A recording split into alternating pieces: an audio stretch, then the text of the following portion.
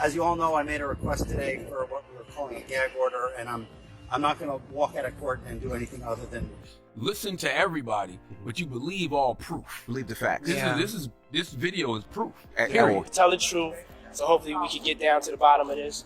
I'm 100%, the charges against me are 100% false, and hopefully due to time, we'll start. Her civil lawsuit, Cassie said that she was the victim of abuse, assault, and at the hands of Diddy. This investigation is ongoing, and I encourage anyone with information about this case to come forward and to do it quickly. Judge has ruled that the rapper and producer Sean Diddy Combs will stand trial on federal trafficking and racketeering charges in May. He'll be held in prison until then. Sean Combs has pleaded not guilty to charges that he used his business empire to transport women and male workers across state lines to take part in recorded performances. If convicted, he could face a life sentence. Quickly, all that commissary stuff, he's not getting any of that because people in the SHU have an abbreviated list. So he's out of luck. No stake for him. Yeah, he is on watch. This guy thought he would have went home. All of a sudden, he didn't get bond. Remember, the first night that he was there, some people do think that Diddy can help him, but this guy's going to be locked up forever. His case will probably take at least 3 years to litigate. He'll stay at MDC. There's rumors that he wants to go to Essex County Jail in New Jersey because he doesn't like MDC. He's a marshal's inmate. There's no way they're going to transfer him back and forth. I don't know, several times. Individuals allegedly included high-ranking supervisors in the business, personal assistants, security staff, and how Sean Diddy Combs made a courtroom entrance that left everyone in shock, a stark contrast to the charismatic, well-dressed mogul who had once ruled the red carpet and music industry. Gone were the days of his polished, diamond-draped persona. Instead, he appeared as a shell of his former self, looking completely worn down. As Diddy shuffled into the New York courtroom, it was hard to ignore how much he had changed.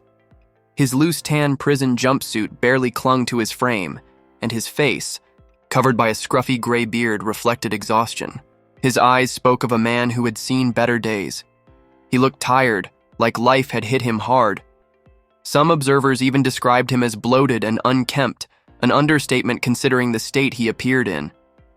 The courtroom, packed with onlookers, fell silent as the reality of the situation hit home.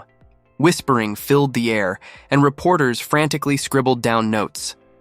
Diddy's mother, Janice, and his children sat in the gallery, showing quiet support despite the palpable tension. Their faces were tight with worry, but they managed to stay composed. When Diddy spotted them, he offered a small smile and blew a double-handed kiss, a rare moment of warmth amid the cold proceedings. But the rest of the scene was anything but comforting. The atmosphere turned somber quickly as the courtroom convened to hear a new set of serious allegations against the music mogul. What emerged shocked the audience and painted an even darker picture of the man who had once been at the top of the entertainment world. According to fresh court documents, the accusations against Diddy were not limited to personal matters. They extended into his business empire. Prosecutors revealed that Diddy had allegedly used his powerful position to manipulate and control those working for him. They painted a picture of a toxic work environment where employees were reportedly forced to work grueling hours, and some were pressured into taking on responsibilities far beyond their job descriptions. The mood in the courtroom shifted as these disturbing claims were read aloud. The air was thick with tension as people grasped the gravity of what was being alleged. Diddy remained still throughout the reading, his face betraying no emotion, no fear, no guilt, nothing. It was a chilling moment as his cold demeanor stood in stark contrast to the shockwaves rippling through the room. Adding to the controversy was a viral video that had resurfaced earlier in the year. The footage, taken in 2016, had reignited public outrage and added another layer of controversy to the case. The surveillance video, captured by a hotel hallway camera in Los Angeles, appeared to show Diddy chasing after his then-girlfriend, Cassie Ventura, and allegedly getting physical with her. The video quickly went viral, shocking viewers and sparking heated discussions about abuse and control in celebrity relationships. The footage seemed to paint a damning picture of Diddy, and the public quickly condemned him for his actions. However, things took an unexpected turn inside the courtroom when Diddy's legal team fought back hard. They denied the authenticity of the video and went as far as to claim it had been tampered with. According to Diddy's attorneys, the video had been edited to distort the timeline and exaggerate the intensity of the situation, painting an inaccurate picture of what had actually occurred. The defense further argued that the original unedited footage had mysteriously disappeared, leaving only this altered version behind. In a bold statement to the media, Diddy's lead attorney, Mark Agnifilo, declared, "This is not an accurate representation of what transpired. We have reason to believe this footage has been manipulated for sensationalism, and we intend to prove that in court." This claim sent shockwaves through the media. The idea that such a widely circulated video could be fabricated seemed almost unbelievable to many. The network that had first aired the video quickly responded, rejecting the allegations and defending the integrity of their reporting. A spokesperson for the network asserted, "There is no evidence to suggest any alteration. We stand by the integrity of our reporting and the authenticity of the material." Cassie's legal team also shot down the defense's claims, calling them a desperate attempt to avoid accountability. Douglas Wigdor, Cassie's attorney, stated, "It's not surprising that Mr. Combs would try to exclude this video from the trial, but the truth cannot be edited, and the video speaks for itself." Outside the courtroom, the battle over the video continued to intensify. The situation felt more like a real-life courtroom drama, with each side digging in its heels. Diddy, once regarded as a business mastermind and cultural icon, now found himself facing serious accusations and public scrutiny. His legacy, built over decades of success, was suddenly in jeopardy, and the courtroom had become the stage for his fight to preserve what was left of it. With each new revelation, the tension in the room grew. Allegation after allegation painted a disturbing picture of the man who had once been celebrated at award shows, sold-out concerts, and lavish parties. Now, Diddy sat at the center of it all, fighting not only for his freedom but for his reputation. As the case unfolded, all eyes were on the courtroom, with legal analysts and spectators alike eagerly awaiting the next move. The most pressing question, of course, was whether the judge would allow the controversial video to be admitted as evidence. Many speculated that the video could become the smoking gun that would tip the scales in favor of the prosecution. Very significant, just from who we associate Diddy being and everything we've seen him do over the decades. Like you said, this is quite the downfall to go from, I mean, we saw the mansions back in March that were raided by the feds. So to go from living in those mansions to being in the jail cell right now, I think it really underscores the magnitude of what he's facing and the weight of the federal. It's a question of that, but when you read through the indictment, it's pretty clear who could be indicted as a co-conspirator. Right now, there are people in the indictment who would be considered unnamed co-conspirators, but clearly have played a role in this conspiracy. And I think prosecutors have some big leverage on them because they're hoping that they testify against Diddy as prosecution. I believe that it opens yourself up to some negligence claims. Again, I don't know if Jay-Z is going to go that far, but certainly I think it does open himself up to some negligence claims. Maybe that was part of the reason why he dismissed with prejudice. I don't know. Filed by a man from California who claims Sean Combs him in 2000. Despite the media frenzy and mounting legal pressure, Diddy managed to maintain his composure, at least on the surface. He leaned over to whisper something to his attorneys at one point, shaking his head in frustration, but when the judge directly asked if he understood the charges, his response was calm and steady. "Yes, I do, sir." That single sentence carried a weight of defiance and exhaustion, signaling that while Diddy may have been rattled, he wasn't backing down. Behind the scenes, however, things weren't as calm. Insiders close to Diddy revealed that he had been struggling since his arrest. The Mogul, once known for throwing lavish million-dollar parties, was now locked up 24/7, denied bail 3 times. Prosecutors fought hard to keep him behind bars, warning that witnesses could be at risk if he were released, and the court sided with them. The pressure was mounting fast, and it showed. Yet, Diddy hadn't completely lost the swagger that made him a cultural icon. Even in handcuffs, he managed to steal glances toward the gallery where his family sat, offering them small nods that seemed to communicate, I'm still in control. It was a silent but powerful reminder of the confidence and charm that once helped him build his empire from the ground up. For his loyal supporters, that quiet gesture meant everything. It was a flash of the old Diddy, the man who had once conquered the music and fashion worlds. But for his critics, the courtroom demeanor didn't signal strength. They saw arrogance, a bold attitude that helped him rise to fame, but one that now seemed to be dragging him down.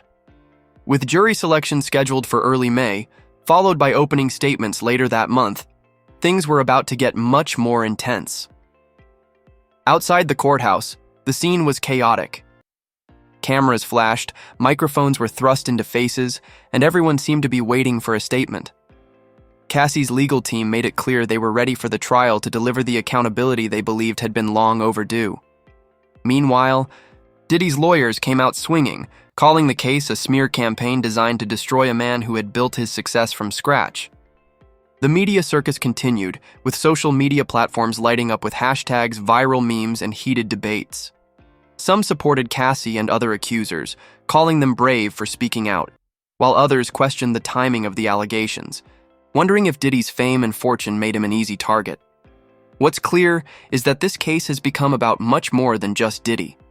It has tapped into larger conversations about power, celebrity, and whether those at the top are ever truly held accountable. People are divided, with the drama of the trial captivating the public like few stories ever do. As the case progresses, the bigger question remains: can fame shield someone from justice, or does it only make the fall harder? Just when it seemed like the case couldn't get more complicated, new accusations emerged. This time, they weren't focused solely on Diddy's personal life, but also on his business practices. Sources began to speak out, describing a toxic culture within his companies, marked by control, manipulation, and fear. Employees reportedly felt trapped in a system where speaking out wasn't an option, and these stories weren't isolated. They were beginning to form a disturbing pattern. The latest revelations shook even Diddy's most loyal followers. The walls around his empire seem to be crumbling, and it's clear this saga is far from over. With each new bombshell, the stakes get higher, and the pressure on Diddy continues to mount. He walked away, got no money, got nothing, over. And Jay-Z celebrated that, the fact that, we should say, and it was filed by the lawyer who has filed a slew of lawsuits. It could be a disagreement regarding defense strategy, it could be a conflict, it could be a health issue, it really could be anything, and the paperwork doesn't identify it, nor should it. And the fact that Mark Agnifilo is still on the case and the other counsel of record leads me to believe that the judge is going to rubber stamp this motion. Obviously, there's other lawyers on the case. Obviously, a lot of the victims are female. They're going to want female lawyers on the defense team, especially during some of the aggressive cross-examination. That tends to be the conventional wisdom when you're dealing with victims who are alleged victims of assault or abuse. And then it could be a conflict with one of the victims themselves. Maybe Agnifilo, maybe Rico consulted with them, or even believe. I think it has to be the defense, the consent, because look, sometimes you can argue that the activity never happened, right? You know, it wasn't me, defense. But this is not your typical assault case. There are a lot of people there, right? There are people that are arranging the workers. There are people that are setting up lights and cameras, booking hotel rooms. Obviously, Diddy has a large... The revelations coming to light were not just messy, they were deeply disturbing. New allegations centered on what insiders were describing as a toxic environment within Diddy's professional empire. According to newly unsealed court documents, people who worked under him weren't simply overworked, they were allegedly pushed to the brink of their limits. The grueling hours, the lack of rest, and a work culture steeped in fear were all part of what prosecutors claimed was a system of control designed to keep people quiet and compliant. Former employees described the workplace as a high-stakes pressure cooker, where fear was the currency and survival depended on conforming to a rigid and unrelenting system. One anonymous source, whose identity was kept secret for safety reasons, didn't hold back. They painted a picture of an environment where employees were driven to the edge of their physical and mental endurance, with no escape in sight. The statement sent shockwaves through the courtroom, but it didn't end there. Some of the most explosive claims involved employees allegedly being pushed into uncomfortable and sometimes outright questionable situations that had nothing to do with their official job duties. According to these witnesses, they complied under pressure and out of fear of retaliation, knowing that failing to do so could mean losing everything: their job, their career, and even their peace of mind. While not every detail has been made public, what is clear is that the picture being painted is far darker than the image of a demanding boss. The allegations point to systemic power abuse, the kind that leaves scars long after the job is over. This wasn't just about a difficult workplace. It was about manipulation and coercion that, for some, turned the work environment into an emotional battleground. Then came another twist. A former associate of Diddy, who chose to remain anonymous, added more fuel to the fire with their own account of working under the Mogul. Their story offered a mix of awe and anxiety. They acknowledged Diddy's undeniable genius, but also spoke candidly about the fear that permeated every day. According to them, working for Diddy was like walking on eggshells. It wasn't just about messing up on paper. It was about never knowing how he would react. This sense of unpredictability created an atmosphere where everyone was constantly chasing his approval. But earning it came at a serious emotional cost. Meanwhile, Diddy's legal team remained firm in their stance, rejecting all allegations. They called the claims exaggerated and in some cases completely false. Mark Agnifilo, Diddy's attorney, came out swinging in defense of his client. He argued that Diddy was a man who had built an empire from the ground up, and as a result, he had become a target. The legal team maintained that people were attempting to twist the narrative and erase Diddy's legacy. They insisted that the courtroom wasn't the only battleground. The real fight was happening across the media landscape, from headlines to social media feeds, where opinions were being shaped and public perception was being molded. A recent lawsuit filed by a man from California added another layer of complexity to the situation. The man claimed that Diddy had forced himself on him back in 2009. Diddy's team dismissed the lawsuit as just another attempt to pile on during a vulnerable moment, dismissing it without hesitation. Meanwhile, the media frenzy continued to escalate, with headlines screaming new angles every day. Social media platforms were divided. One side defending Diddy, arguing he was the victim of a takedown, while the other called for justice and accountability, standing behind the accusers. For some, the accusations represented a long overdue reckoning, a cultural shift in how power dynamics in the entertainment industry were finally being confronted.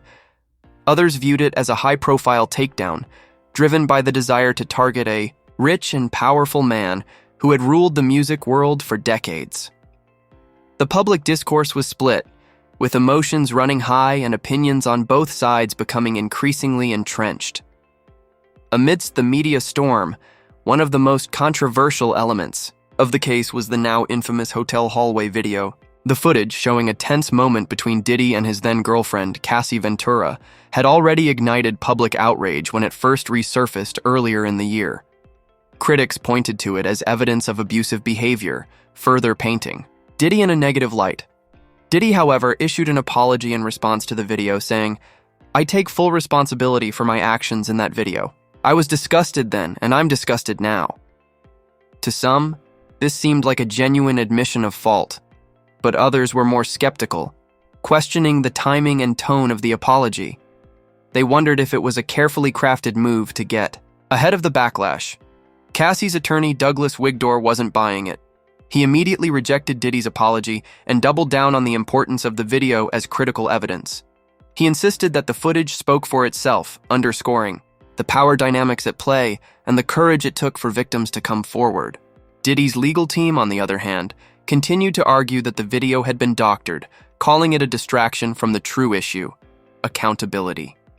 Wigdor fired back, saying, "This isn't about editing or sequencing, this is about the truth." The courtroom drama spilled over into something much larger: a national conversation about power, fame, and how those at the top treat those beneath them. The case wasn't just about Diddy anymore. It had become a touchstone for the broader issues of abuse, manipulation, and accountability within the entertainment industry. The public was watching with rapt attention, waiting to see how the story would unfold. With each new revelation, the case seemed to grow more complicated, and the stakes only continued to rise. What had started as a legal battle had turned into a cultural moment, one that was forcing society to ask difficult questions about power, celebrity, and justice.